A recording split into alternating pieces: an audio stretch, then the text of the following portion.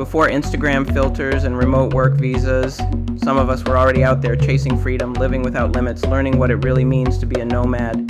This is my story, 25 years across continents, mistakes, breakthroughs, and the life that came from it.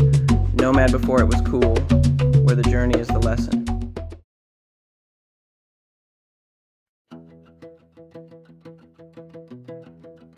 People arrived from everywhere, different countries, different ages, different lives.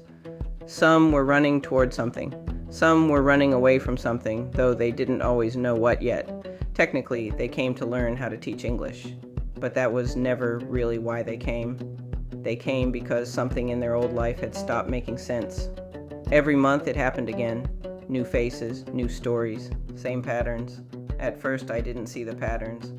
Then I realized humans change in predictable ways when you put them on the edge of reinvention. The first week is always full of light. Everyone is optimistic, polite, and motivated. They tell me who they used to be. I worked in finance. I was a lawyer. I've been a stay-at-home parent for 20 years. I just quit my job last month. They say it casually, like it doesn't weigh on them. They talk about teaching English like it's a passport, a key, or a magical door. No one is scared yet. France feels romantic. The cafes feel symbolic. The streets feel like proof that they made the right decision. During the first week, everyone is brimming with excitement, full of questions, and believes they are brave. By the end of the first week, I can already see who they are. There's the overachiever, the one who needs to be good at this immediately, who treats every lesson like a performance review. There's the escapist, who talks endlessly about how awful their old life was but has no idea what comes next. There's the caretaker, who helps everyone else and avoids themselves. There's the quiet one, who says very little but watches everything. Different people but the same archetypes every month, and somehow it's as if I'm their priest, savior, or psychiatrist. They start coming to me with their thoughts, not about grammar or about lesson plans, but about life.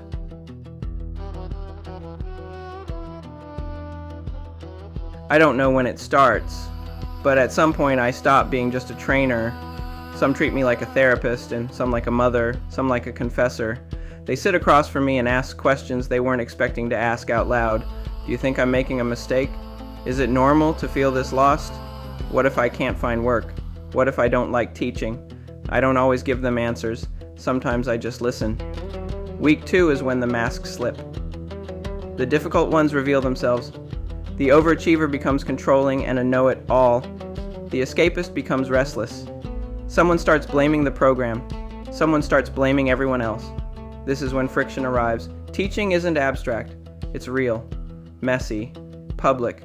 Some discover they don't like standing in front of a class. Some realize they don't like France. Some learn that patience is not their strength.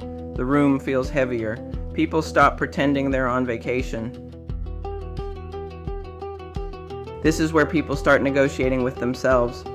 They say things like, once I get through this month, after I find work, when things settle down, as if transformation has an end date, as if uncertainty is temporary. The trainees start getting nervous because teacher practice is the following week. This is usually when someone asks me quietly, does this get easier? Am I doing the right thing? The trainees start to organize themselves into cliques. Week 3 is all about survival. Everyone is tired, even the strong ones. Energy drops, confidence wobbles. People are short with each other, short with me. Some are worried about money, some are panicking about visas, some are quietly realizing they don't want this life at all. And yes, this is the week when some of them want to choke me. Not because I did anything wrong, but because I represent the moment they can't go back. In week 3, nobody is performing anymore. They say things they haven't said before. I miss my old life. I thought this would fix everything. I don't think I'm cut out for this. And sometimes, I think I am. This is where the real decisions happen, and not out loud, inside. By week 4, something changes again. People are smiling, but it's a different smile. They're proud and nervous. They've grown closer to each other. Inside jokes, shared stress. They're standing at the edge now, looking for jobs, packing bags, saying things like, we'll definitely stay in touch. Some will, most won't. The nest empties. Every month, and this is the strangest part, just when it feels like a small family, they leave. Some go on to teach around the world for years. Some stay in France. Some realize living in France isn't for them at all. And some, quietly and return home, changed in ways they can't explain. They never say goodbye the way they think they will. Nobody ever does. And then it starts again. A few days later, new emails, new arrivals, new hope. Same patterns, different faces. I reset the room. I welcome them in. And I watch the cycle repeat. I used to think people came here to learn how to teach. But really, they came to see who they are when everything familiar is stripped away. Teaching English just gave them the excuse. I didn't change their lives. I didn't push anyone. I just created a space where change was unavoidable. Every month they arrived as who they thought they were. Every month they left knowing a little more. And I stayed.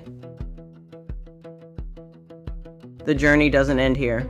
Episode 12 reveals my next big move. Subscribe and keep wandering with me. My journey led me to help others build theirs, explore my digital products and online courses at Digital Nomad Collab. Let me help you build your next chapter with clarity.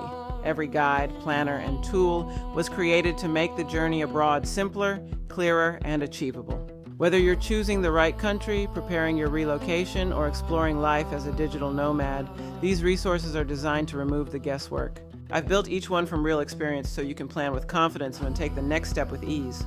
Discover the entire digital suite and online courses at digitalnomadcollab.com.